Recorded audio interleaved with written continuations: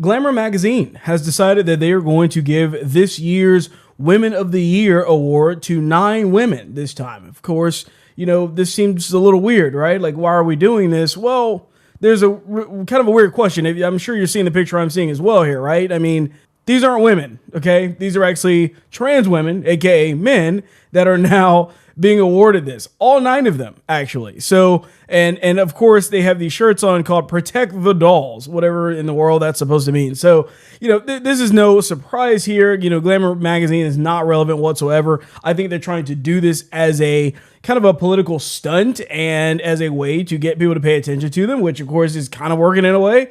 But that's what's going on. Before we get into the story, though, remember to like this video and to subscribe to the channel. So let's go ahead and jump into this one. And we're going to read a little bit of the statement that they put out with this in the magazine. So they first of all start off by saying, as trans rights face increasing threats in the UK, Glamour honors 9 of the community's most groundbreaking voices at this year's Women of the Year Awards. I think it's supposed to be like Woman of the Year before, because they've usually given this to one woman. And not even all the time, because apparently Bruce Jenner got the award in 2015. So yeah, not really. But it says, from fashion and music to charity and activism work, these trailblazers work tirelessly to empower, uplift, and celebrate trans voices.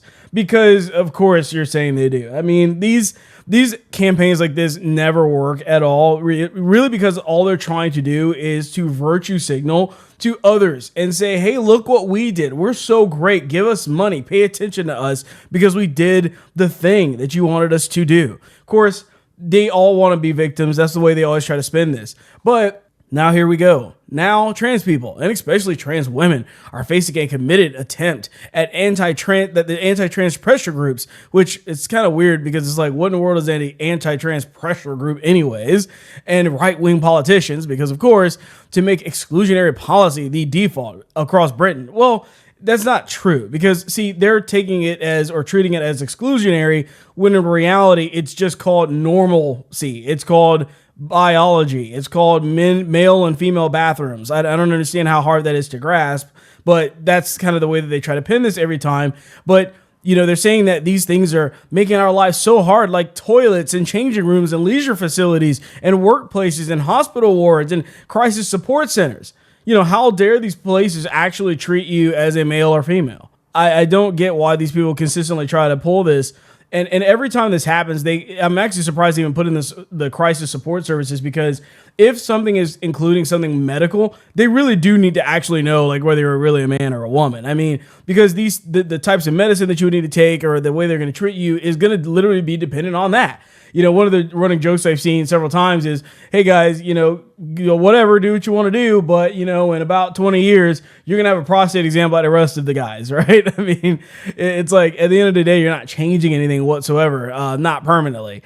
So it goes on to say, the intention is clear: to drive us out of public life, to repress, then deny our existence, which is stupid, because nobody's trying to deny their existence. We just want this stuff to stop being shoved in front of our face. I mean, that's pretty simple, I would say. Pretty simple ask. Just live your life the way that you're going to live your life, and just shut up. That's all you have to do. But it says this political attack on trans lives comes alongside hate crimes and increasingly poor healthcare access for trans adults, which is stupid, because why are they talking about poor healthcare access when, like, you would be treated like anybody else? The issue is that they're wanting all this extra crap. See, they're probably lumping in that statement, us reassigning you a gender, changing these things, these implants over there, taking this out, chopping that off. I mean, that should not be included in that. You literally have a mental delusion, and you expect everyone to pay for this stuff. But they also are talking about this idea that they're saying this access to medication is limited for people that are under 18. And yeah, it probably should be. Especially if you have them taking hormone blockers or whatever. They're literally saying it should be perfectly fine for them to do this to kids. It's crazy. But it says, with trans women widely vilified in mainstream media on both sides of the Atlantic, the misogynist violence we experience, often at the hands of the same men who desire and objectify us. Of course they're going to say that. I mean, come on, none of these guys want you. Like, if they're doing these things to you, or if they're, not agreeing with your position and stance, which to them is violence, right? Remember, silence is violence. They're the ones that are talking about this stuff.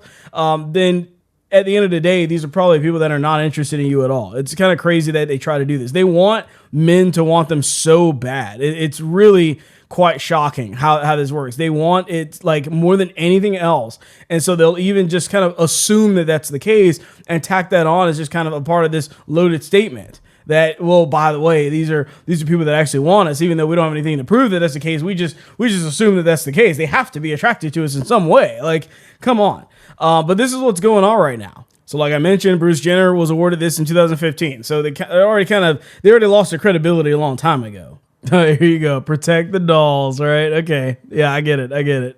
I hope that all women will cancel their subscriptions. There must be some consequence for this madness. And yeah, I completely agree with this, because at the end of the day, I think what really matters is that they have to do something about this. Like, people need to like actually respond to these things in a way of saying, you know what, we're done with this, because this is damaging to women, whether like real women. And they'll pretend like it's not, but it really is, because ultimately you stole the spotlight from women, actual women that deserved it, that worked hard to maybe get this achievement in some way. And you stole that from them to give it to these people that honestly, you probably had to work pretty hard to find 9 of them anyways, to throw them on this cover as it is. And you know, first of all, that, you know, surely they're doing a lot of overtime doing the Photoshop to make them look presentable.